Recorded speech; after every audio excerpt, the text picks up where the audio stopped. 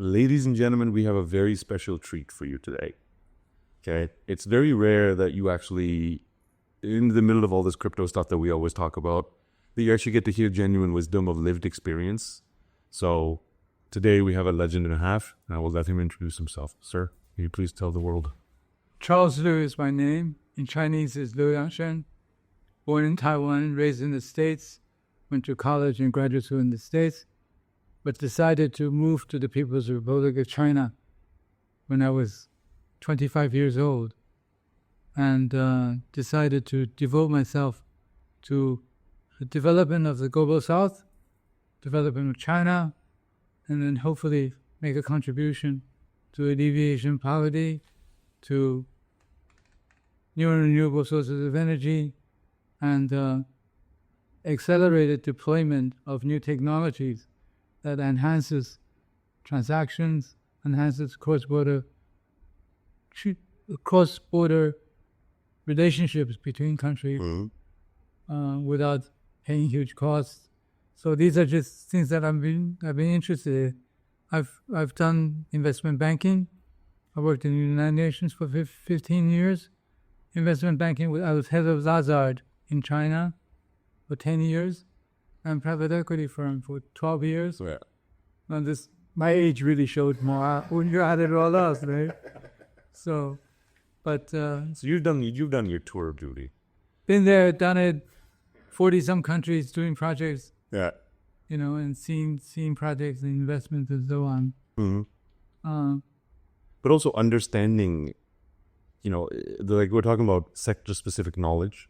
You have to live the experience of banking, live the experience of, multinationals and UN and all of these different things to then have the kind of jack of all trades expertise rather than just a master of one type of situation, right? Yeah, absolutely. What you just described makes me think about what I learned in this experience. There are many positive things, but also learned a lot about negative things. For example, a very simple thing, like ESG was really hot for a while, right? Yeah. But that was really to create jobs with accountants and bankers and lawyers. You have to fit certain ESG standards. That means the accountants get involved, the lawyers get involved, and they charge an arm and a leg. Whether or not it really helps in ESG, don't know. So I've seen a lot of this stuff, but I also see a lot of positive stuff. People using new technology.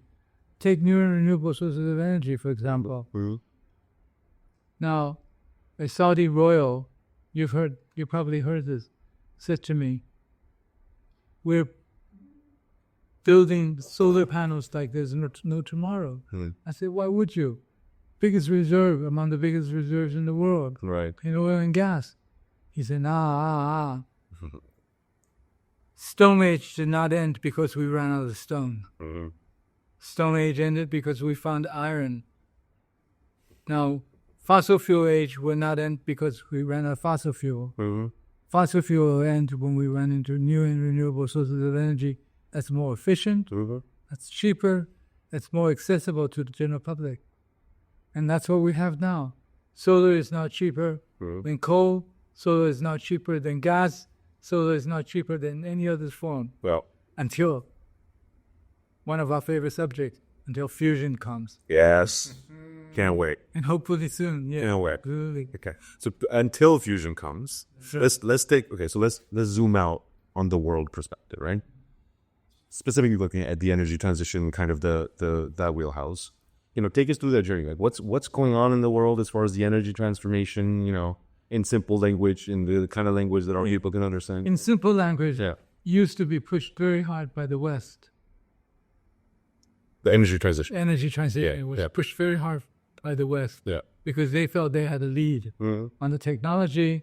We push it for the whole world to apply.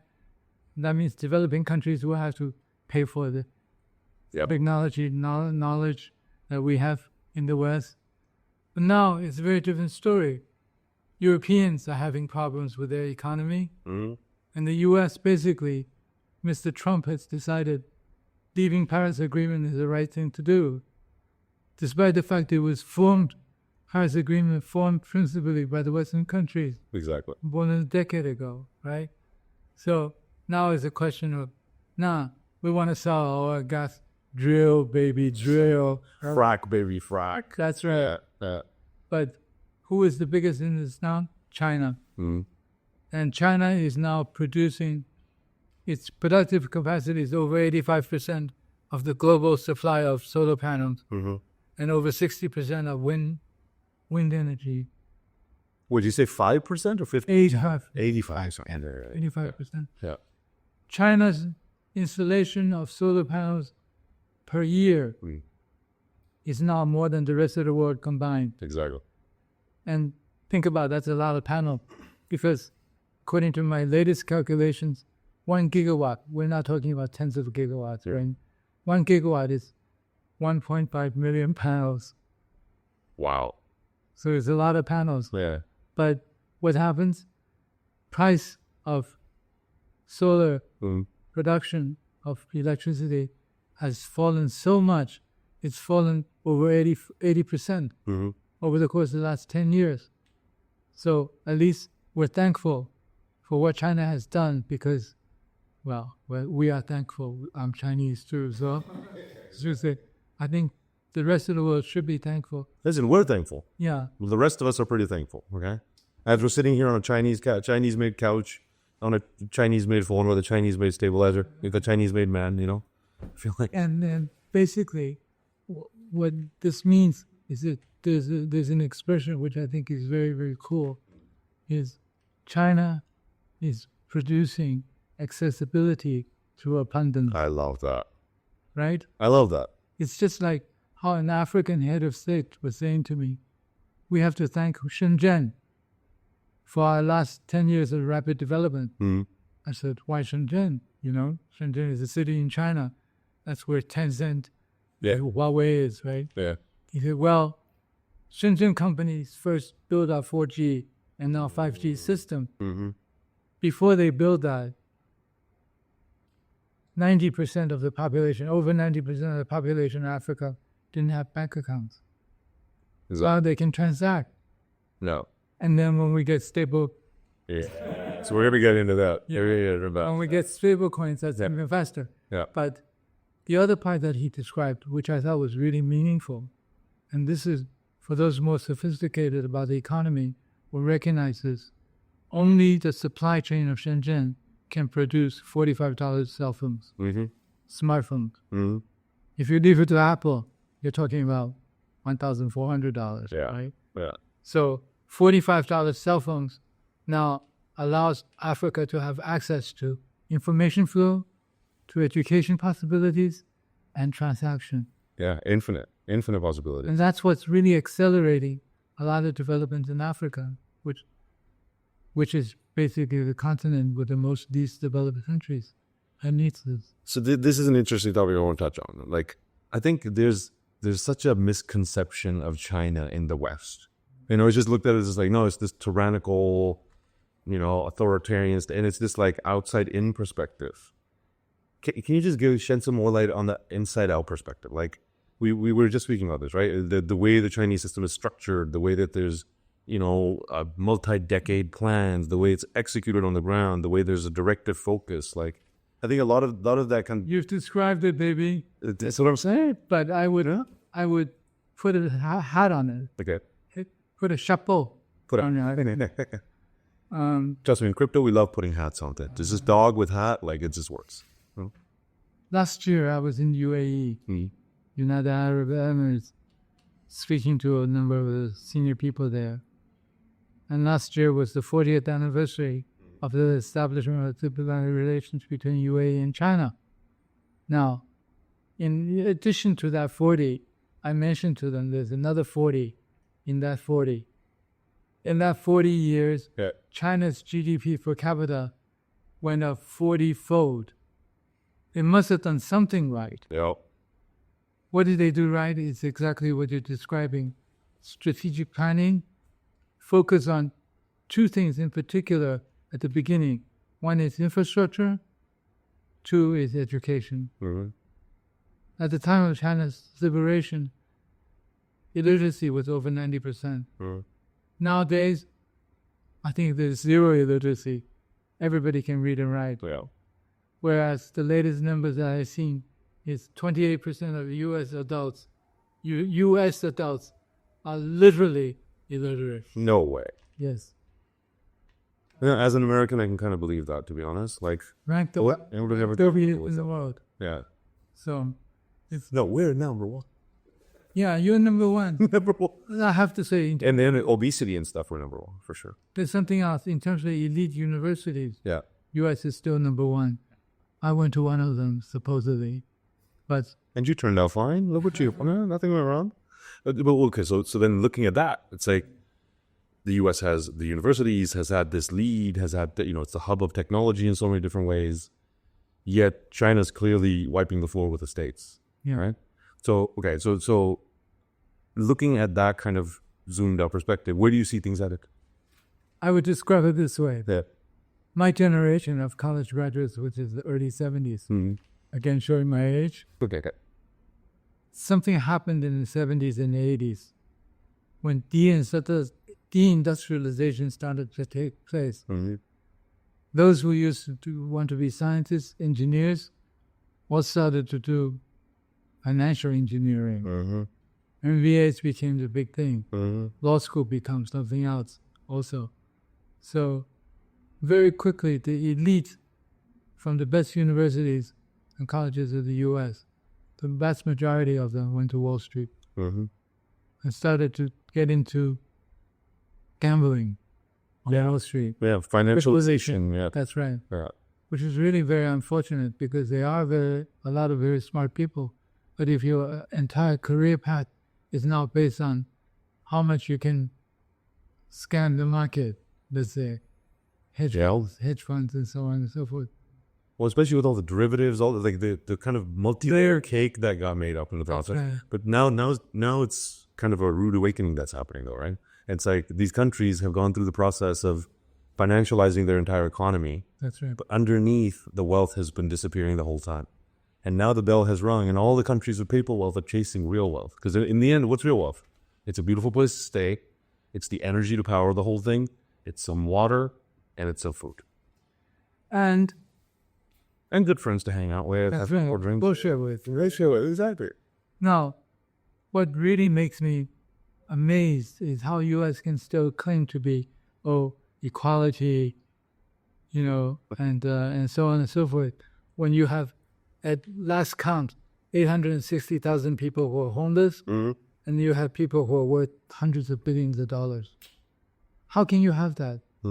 China, over the course of the last 40 years, also alleviated poverty to the point of having, according to UN standards, basically none. Well, if you go to China, you see it. You don't see anybody living in the streets. But Bali was the same thing. Like, I was in Bali. Really? I was in Bali during COVID, right?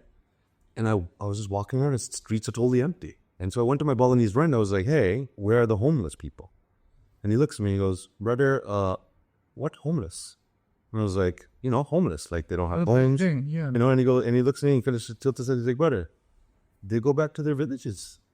And then he looks at me and goes, oh, you don't have a village?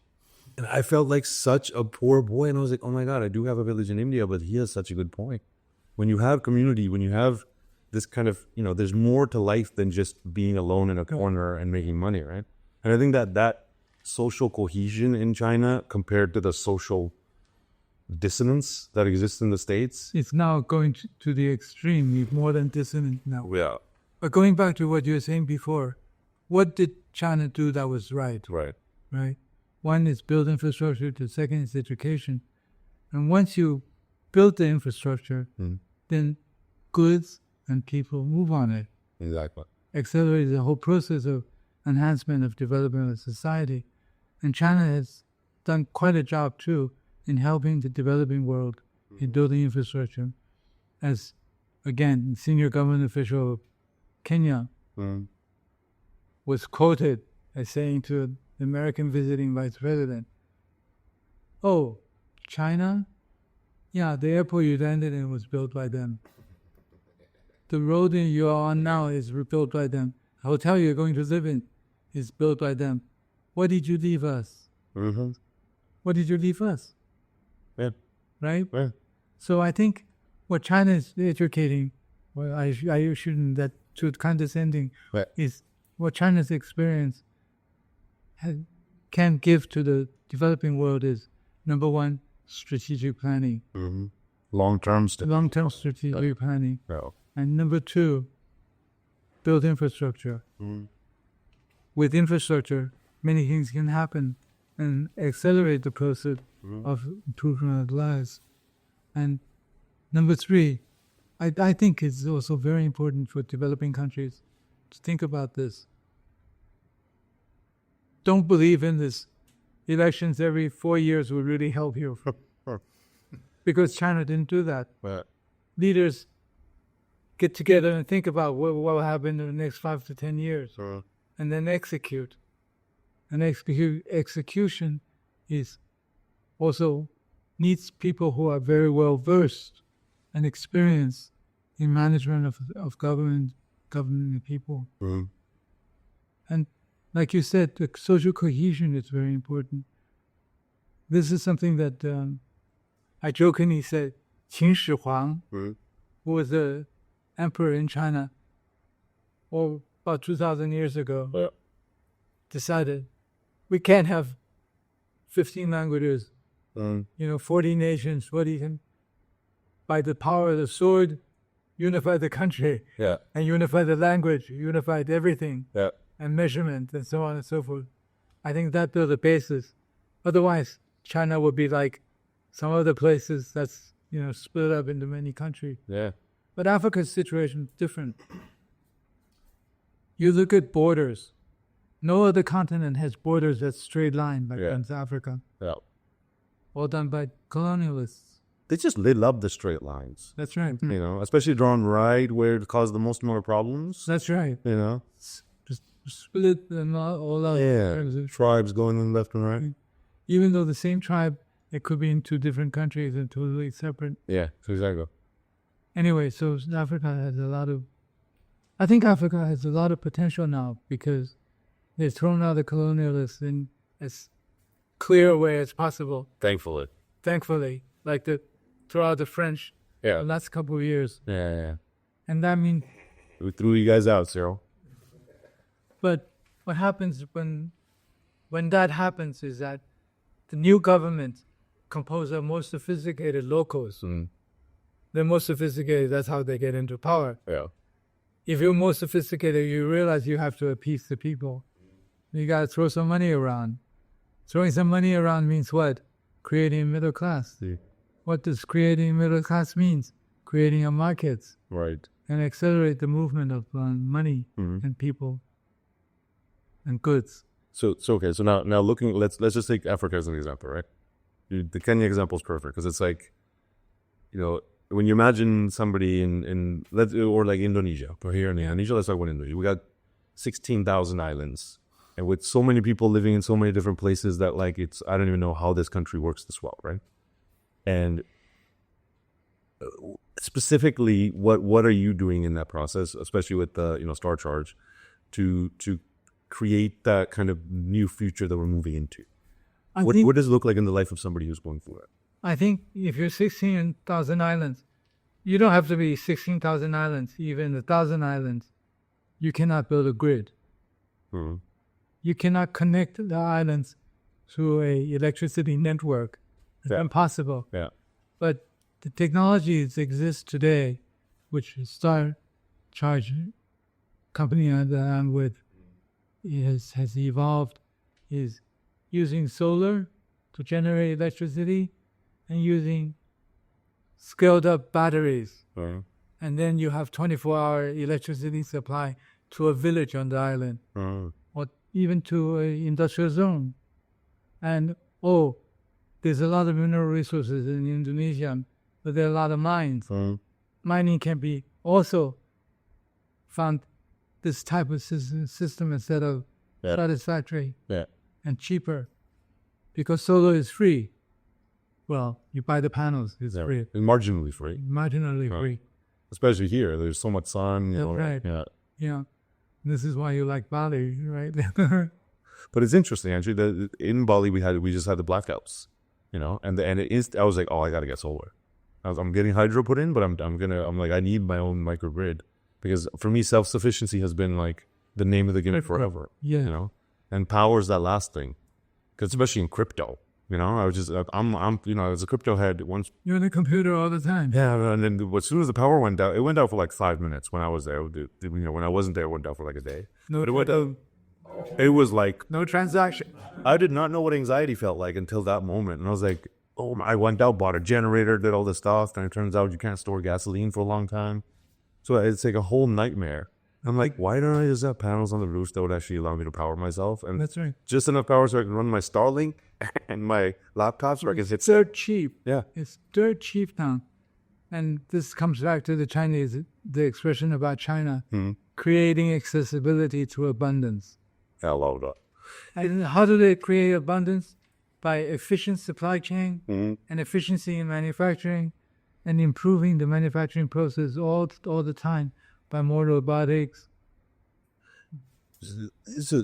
Sorry to interject, but like what is the concept of abundance in China? How is abundance looked at in China? Because I feel like it's in the West there's this like money is evil kind of concept, and in China I see like who was it? Deng Xiaoping said it's glorious to be rich. Yes. And I'm like, so how is abundance looked at in China?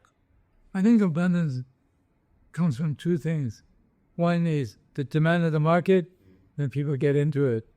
Because China is actually significantly run by private enterprises now, except some critical sections like electricity and so on, or just state-owned. Yeah. So, are they actually private? Like when it's a private, like yes, because everything's going on in private. It's just being puppeted from behind. All the stuff like no la. Actually, there are some very large state-owned companies in critical sectors, like power, like oil and gas, and like the military. Well, of course, and so on and so forth. But I think over 60% of the economy are contributed by private enterprises, or mostly private enterprises.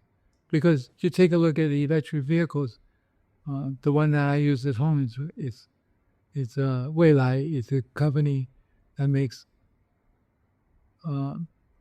electric vehicles. I think it's about 18% owned by the local government. The rest is all private, and it's publicly listed as well. Okay. So you actually have quite a bit of private business.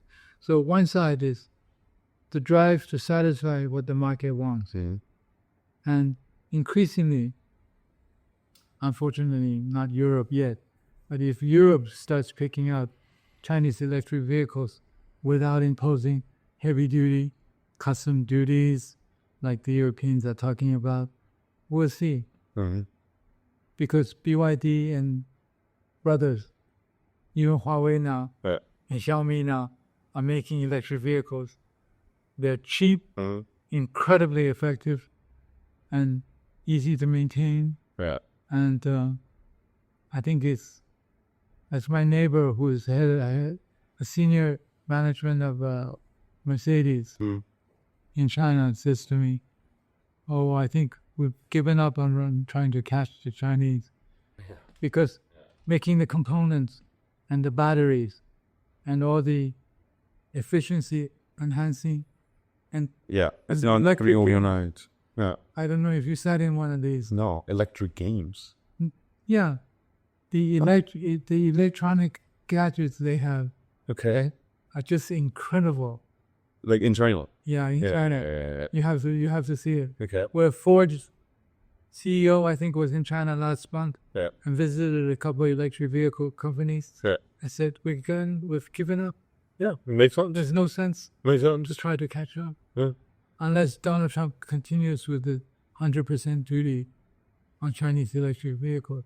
He'll probably end up doing something crazy to cause a lot of problems. What is the expression? Trump? Taco. Trump always chickens out. Of course. He's of quite a bit. So now looking at if China's already made the energy infrastructure so cheap, and there's such a need for it, how come the world isn't transitioning? Like, what's holding us back? What's the biggest thing that you're seeing? The biggest thing I'm seeing are twofold. Mhm. EU and the US basically trying to block out Chinese product, including things which are really good for the rest of the world, new renewable sources of energy and electric vehicles. China can make things cheaper, not because they're God. They're hardworking and they're constantly improving the technology. Right? I think this is one major problem for the whole world, is for the EU to take a very antagonistic view and the US even more antagonistic view toward China on new renewable sources of energy, and the whole environmental protection and climate change scene is now, what do we see? We see China's leading the world with us, right? And Europeans and Americans don't want to see China leading the world in technology. Of course. So So you see that as one of the biggest things. There's a run of blockades that are set up. That's right. Yeah. And the second part is something very interesting happened in Ethiopia a couple months ago.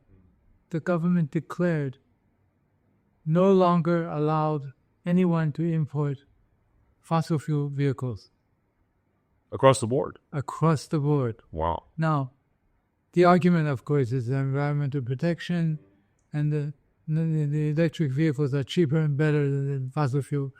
But actually, there's some vested interest there. Of course. And I'll be very honest, Yeah. because there are some very large groups in Ethiopia are now doing car assembly. Okay. You cannot import cars, but you can import components. Parts. But there are issues there because Yeah. I think the latest count, there are only 59 chargers there, electric vehicle chargers. So there's a lot of work for me, Yeah, exactly. because Starcharge is, by number of chargers installed worldwide, number one in the world. And we still have a lot of ground to cover. Yeah. Yeah. So, like, just comparatively, where does Tesla fall on that? Because, everybody thinks about Tesla supercharging network and all this stuff. It's like, does Tesla even top 5? No, Are all the top companies Chinese? top 5. Okay. I assume that. Okay, so the missing of the missing infrastructure That's right. is a big piece of it. It's a big piece of it. But it's a chicken and egg thing, Yeah, because the existing we can't just take this grid and That's right. power everything off of it. It'll blow up. I mean, it already blows up.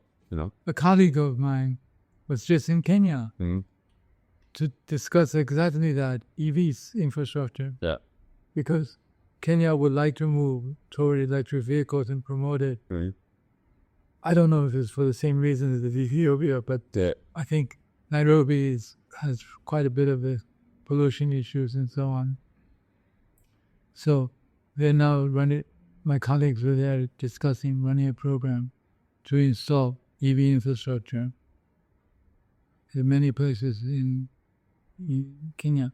And also, another colleague of mine has just returned from a trip to Pakistan, and there is a chain of retail gas stations, a big chain, over 1,000 gas stations in Pakistan, and they're looking at ways of making it gasoline and electric charge. Oh, really? Yeah. Okay. Because if you already have a gasoline station there, Yeah. There's parking. There's the infrastructure, Yeah.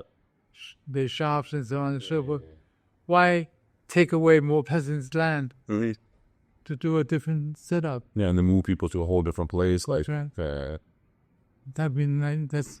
That would be a nice business in a lot of places, I think. Okay, so now let's take that example here. We're here in Bandung. We just spoke to the governor who loved you. Him and the governor kind of like, the mayor, sorry, not the governor. Sorry, sir, we keep, you're already promoted to governor. I know you're the president one day. President. We love you. Yeah. But you guys, first of all, clicked off Fun. peas in a pod. Okay, just shooting jokes back and forth. Like, it's great to see legends working, right? But Now imagine that. Imagine we have an amazing leadership. We have all this potential in a city. The old relationship between Bandung and China. Like, let's take this specific city through the journey of like, what would the steps look like to upgrade infrastructure that we're gonna do? Like, that's being done. Okay. Yeah. The government has to make a plan of where the infrastructure will go. Okay. That's not something that we can do. Right. Or we can help in design, the question. And then like when you say infrastructure would go, that's like literally the charging stations and the charging stations, and whether or not you're using solar panels or using the grid. Right. Or you're using a combination of both. Because the grid here does not seem to be super advanced as well. Well, that's an understatement. Right. Yeah. So you have a grid connection plus a solar connection or wind connection. I didn't notice the last couple of days whether or not it's windy here.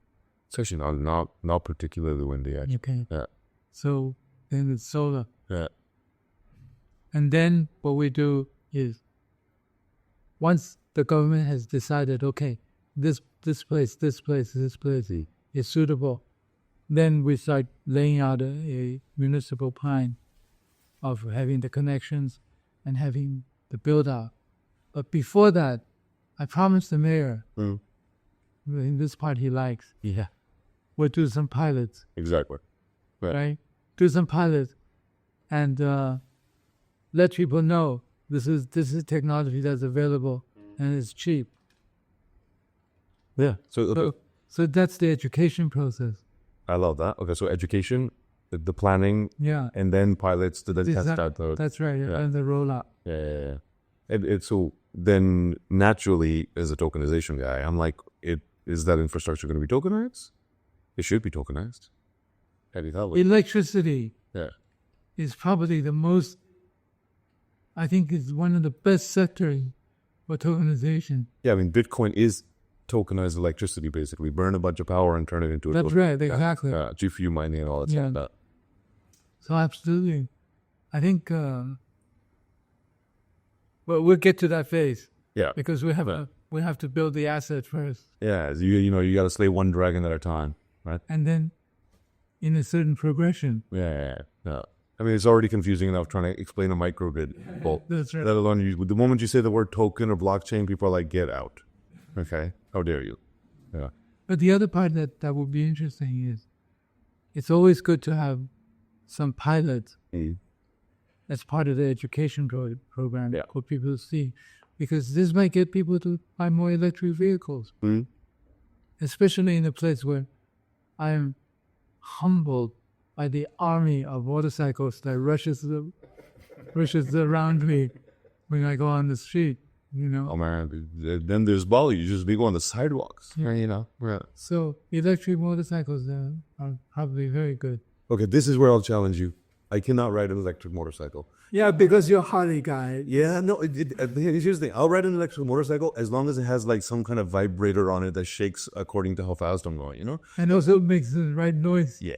I need to be obnoxious. Come on. You have the fun of riding a motorcycle. Just, Xiaomi just came out with a new electric vehicle. We got 0 to 100. Oh, don't. You're gonna make me get it now. What is it? 1.9. That's ridiculous. Okay, wait. And I drove it last week in Zhuhai at a demonstration. 1.9. Can you imagine? But that's the thing. That kind of stuff is for the youngins like you. Like when you get to my age, it's different. We want slow, relaxed Harley. You guys want the speed and the. It's okay. It's a phase. You get past the phase. Right? But okay. So now imagine you want Harley. You want the noise and the vibration. I karmically put a lot into the pot in my life, right? The way I live. The piece that I take out is having a really loud bike. I'm like, look, this is the part where this is for me. Okay, I'm sorry. I apologize. I'm gonna ride a really loud bike. What if I told you that Xiaomi's Racer running that can do 0 to 100 in 1.9 seconds? Yeah. About $45,000, $50,000. It's a cop. Yeah. Yeah. But that's where it's like it's over. No, I look at it like one of the kind of hallmarks of getting wealthy is you buy classic cars. You know, like classic cars, classic motorcycles, all this stuff, right? So I think like it's like for the vast majority of people, it's amazing that it's a $50,000 car that goes 1.9, and it's way better. It's just leaps and bounds better. You know, like you get into those cars. You're like, it doesn't even feel, it feels like you're in a different universe of technology compared to normal cars, right? I've tried Lamborghinis. I've tried all of that, but nothing Yeah. feels like this one. Nothing. Everybody says that. They're like, it's like teleporting. It's like your body doesn't even know what's going on, right? I love that. But on the other side, I'm like, no, I'm working my ass off to be a classic man. No, I'll have the electric stuff and then have the stuff with it. But anyways, you know, the beyond just kind of this, you know, the energy transition and the pieces that we've already spoken about. What got you interested in Nusantara? Because, you know, like if you don't know, actually you don't, because we haven't told you yet. We're creating a bunch of stable coins to be able to use for Farmsent, to be able to do commodity cross-border flows, and Indonesian stablecoin, and I don't know how many more I'm allowed to tell you until there's a press release. So that's the company, Nusantara. But how did you take the leap to the stablecoin side of it? It's actually not a leap. I was told about it, what the company is trying to do, and I think it's quite ingenious. Mm. I also have some views on this development of the sector. Yeah, I think there are some sectors of the economy which are more suitable than others. And energy is one sector which is definitely... It's right. That's right. It's the best sector for this to be in. And that's why I looked at it as a possible channel for all the work that we're doing on new renewable sources of energy and energy conversion. So you imagine it as like, you know, just to be able to transfer the value of that energy, you would use a stablecoin? Is that the idea? That's absolutely an idea. Yeah. Because you have many sources of energy, electricity, gasoline, you have... fusion coming up? That's right. Electricity has many suppliers. You can have coal, which is available here, and solar and wind. And now they're talking about many other forms of electrical generation, including, wave, and so on and so forth, and hydrogen. Mm-hmm. But all of them end up to be the same thing. Exactly like a stable coin. Yeah. One unit of energy. Yeah. So it runs in parallel. Mm-hmm. It's a natural progression. It's a very natural progression. Yeah. You can do agricultural products as well, but it breaks down into much more complexity. That's right. Yeah. Well, but that's why I was looking at it, because I happen to be in the sector. It's more suitable. But you're also wise enough to see it, right? This is what we were talking about, right? There's a lot of other people in the sector. They just don't click the pieces together. To you, it's a natural progression. To many other people, we have to explain. Because as soon as you get to tokenization, people are like, oh, whoa, back up. If you tell them just the dollars transferring, they're like, that makes sense. There are three themes that one should look at. One is those who look at it from a geopolitical sense of what's happening. Using tokenization basically to further strengthen the U.S. Treasury. Exactly. The increased buyers of U.S. Treasuries, which means the U.S. can print more money, which in effect is true if you're using the dollar ones, right? Mm-hmm. So there are those who look at it from that geopolitical perspective. Some who support it, some are vehemently opposed to it. Right. That's one side. The second side is there is still some psychological conflict with currency, with sovereign currency versus something that's not sovereign. And then the third part, which I think is significant, is that people don't see the transactions yet. It's only beginning to happen. Yeah. Yeah. And I think this is something that can really take it up, is that channels are built quickly and transactions start to take place. And I believe that transactions will increasingly take place among economic blocks. Exactly. Like ASEAN countries. Yeah, like BRICS and... Yeah, that's right. Fracturing away. That's right. Because they these multilateral entities can actually create a ripe sense of confidence because my neighbors are using it too. Yeah, it restores trust in the system. Plus, it gives you an alternate. That's right. Right now, the SWIFT system is the only system, and they weaponized it. Yeah. Now it's like we're going to have new systems, new payment systems, BRICS coming out. There's going to be new, like the XRP bridge system has already been implemented. The ISO 20022 stuff has already been implemented, right? So, yeah, the upgrading part of it's happening. I think we as the people are just catching up to all this change that's happening, right? It's happening too fast. Hey, tell me about that, man. You marched with Martin Luther King. Yes. And you come from the OG days, like landline days. Yes. What's that been like? And now you still have like the bleeding edge, But I think it's the issue of curiosity. It's just every day new things are hitting me, right? Hitting us, yeah, right?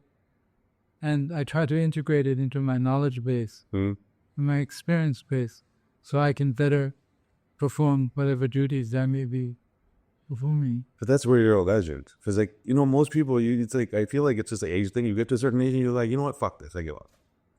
So many people, they're like, okay, I learned technology, and no, I don't want to get the new whatever VR headset.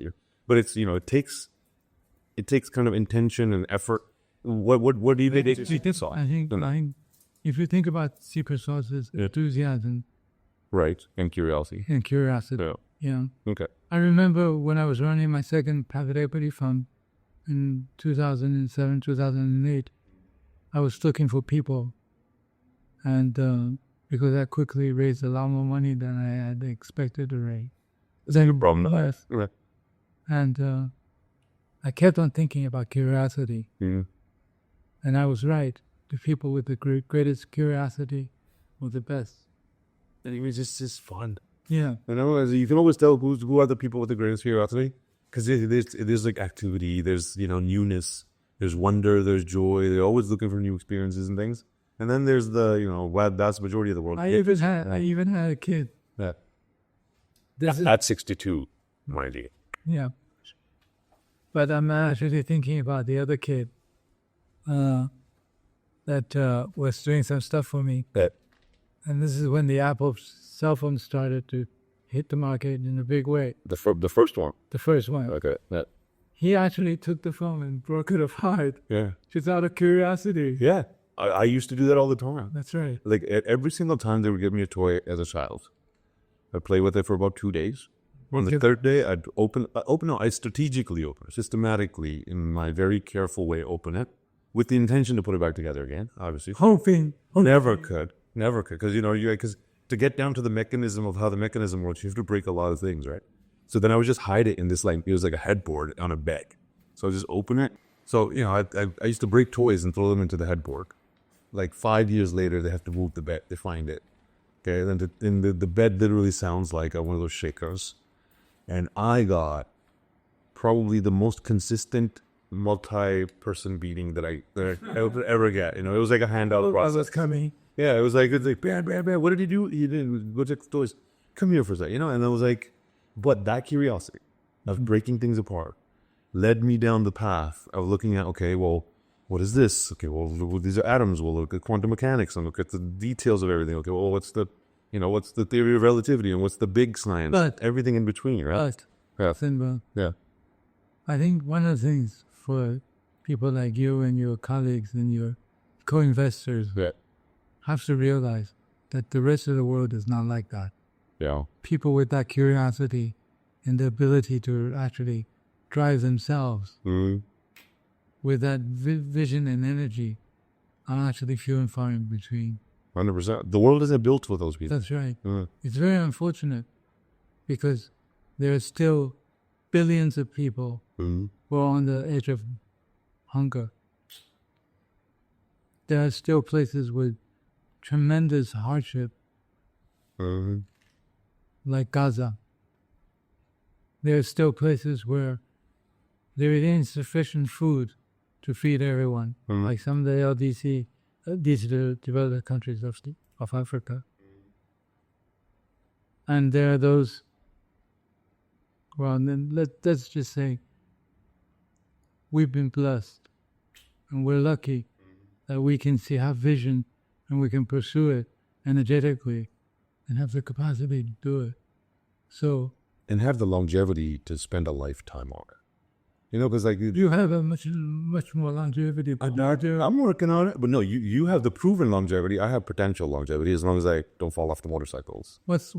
I think what's important is that new technologies, advances in technology, can help a lot of people. Yeah, but adaptation will take time.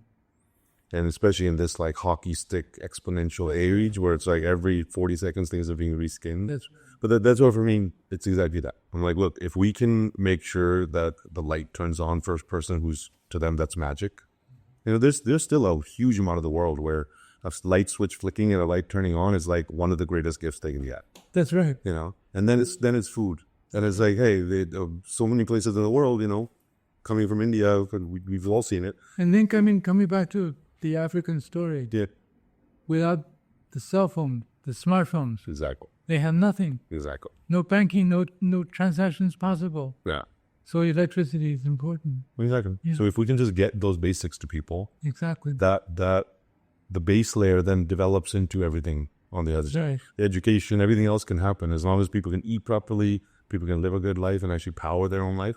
And then now with all this blockchain stuff, we're finally at a place where anybody in the world can access a global neutral asset class. Yes. You know, crypto is the same in every single country, right? It's running at the same time. With the phone, you have access to it. All right. Let's really make people, you know, leave them with some good heartfelt feelings. In the best version of your, you know, the perspective that you have, what's the best outcome that you see realistically coming true in the next, let's say, 10 years in this process? I think 10 years, well, number one, a lot of the work will be replaced by AI. I've seen doctors who are very nervous because machines now can actually make better assessment of disease than they can, right? And then lawyers, we don't need lawyers. Thank God. I'm sorry, but thank God. And accountants too. Oh, thank God. So a lot of people are going to lose their jobs, white-collar jobs. Yeah. But the process may not be as quick as we imagine it to be. That's right, because there are a lot of vested interests For sure. through blockage units, right? For sure.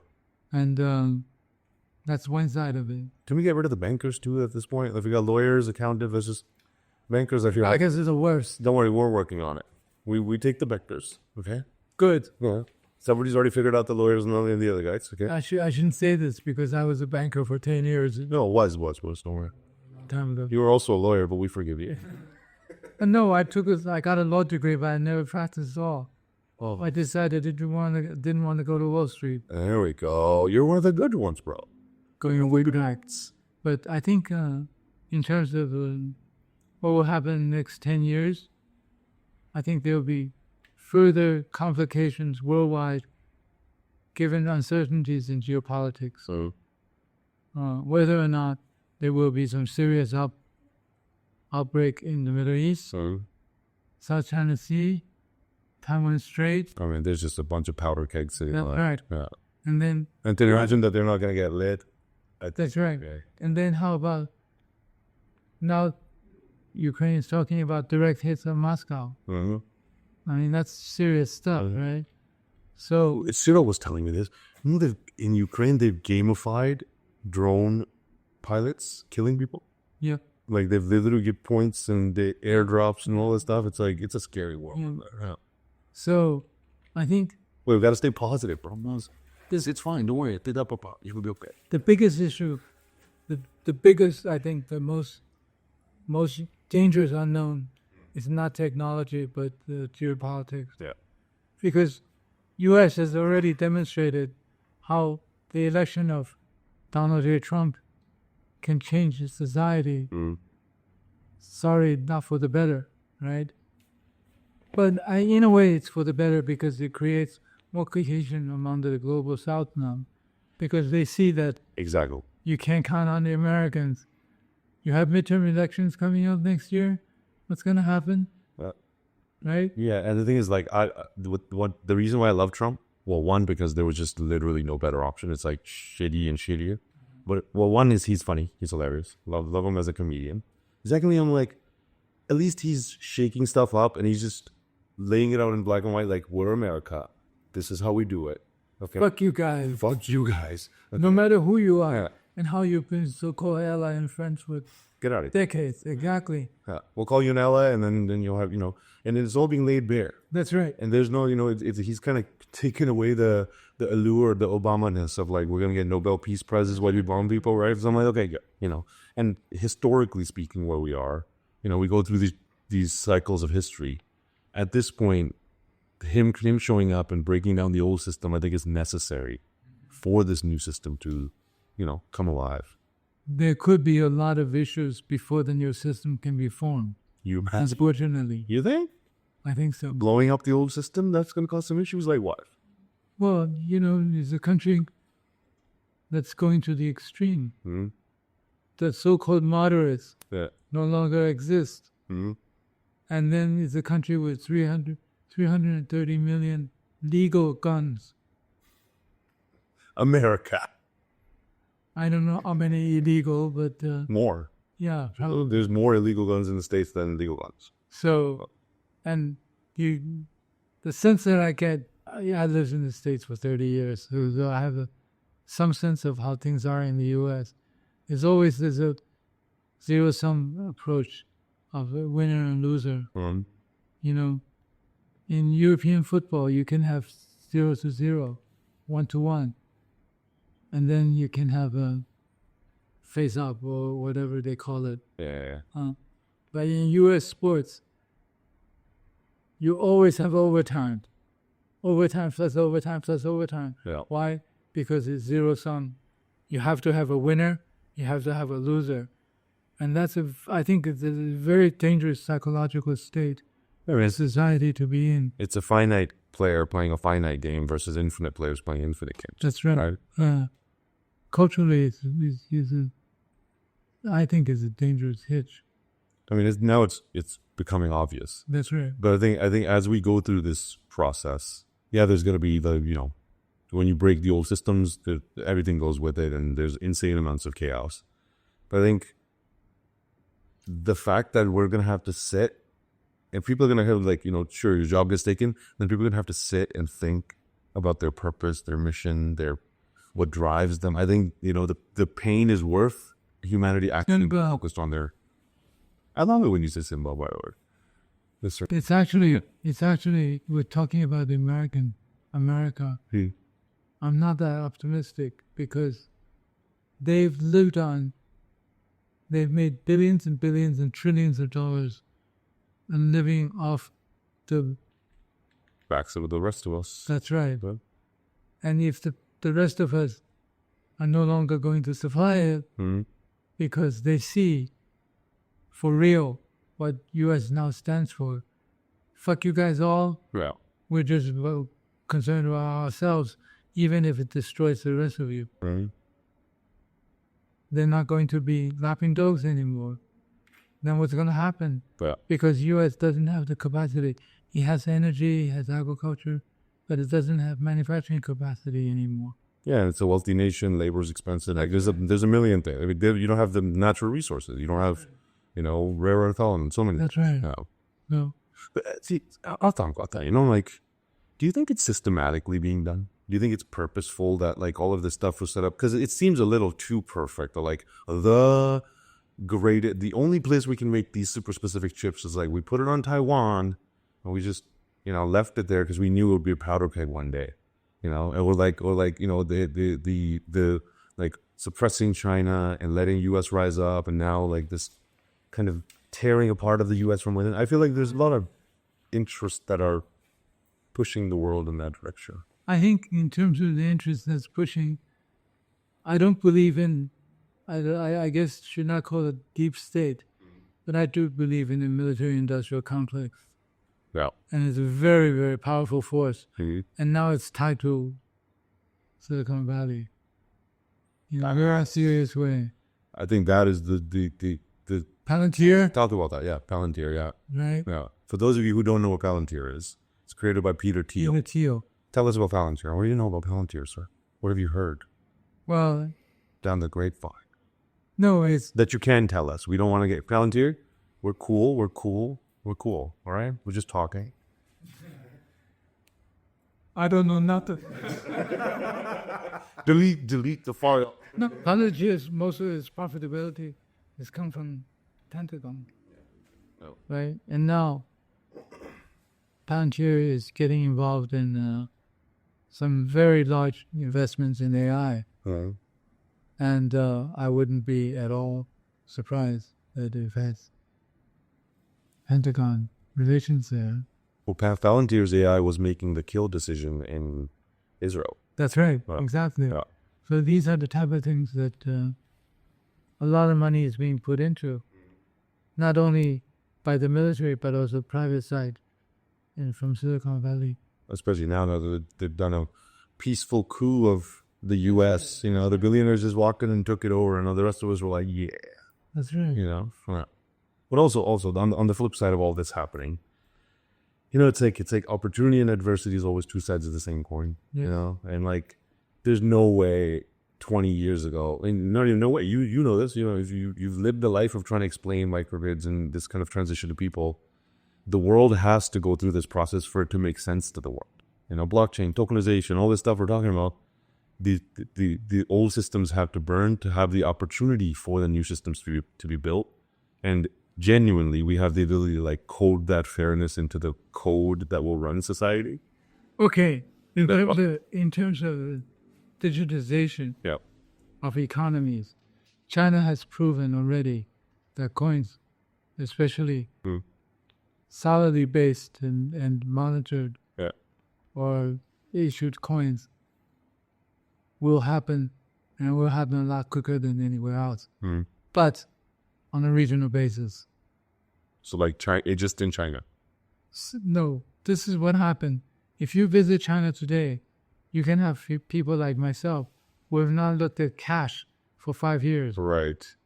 Everything is done digitally. You carry a cell phone, you pay for cars, you pay for subway, you pay for buses, you buy anything and everything delivered.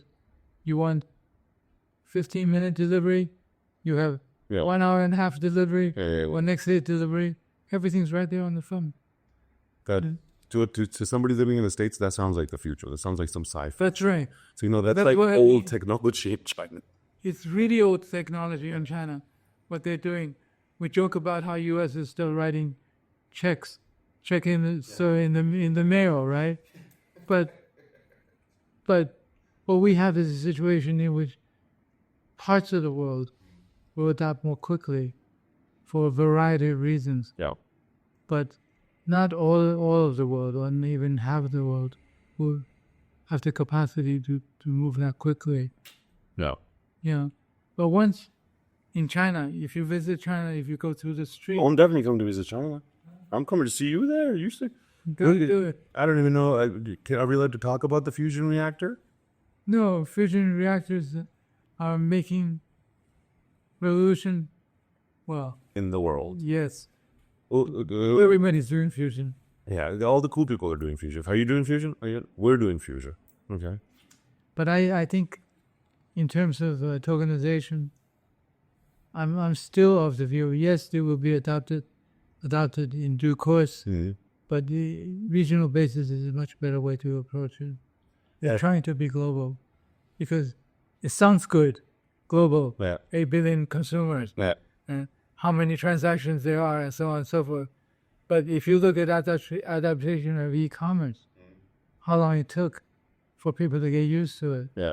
I remember the days 10 years ago when Alibaba started e-commerce. Yeah.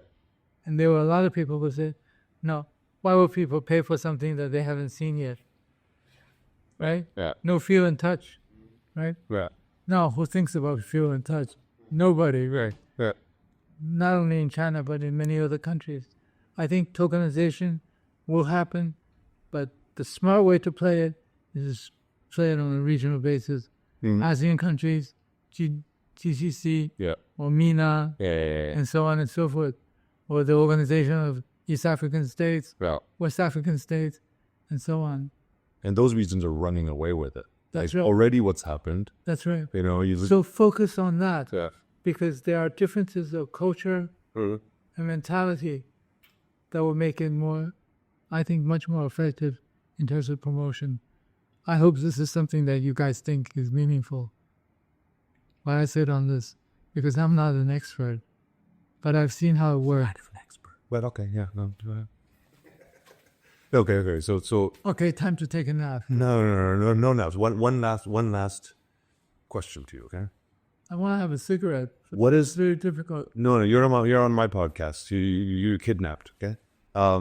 What is the best advice you've received in your life? I think it's a black law school professor when I was going to law school. He said, whoever you deal with, think about what he's thinking about. Ooh, okay. Yeah. What he meant was that if you want to influence them, you have to know what they're thinking about to guide their thinking. Exactly. If you're doing negotiations, you have to realize what they're thinking to be able to reach a deal. That is an interesting thought. Gold. Yeah. That is gold. Just that one piece of knowledge and wisdom applied well will take you to the ends of the earth.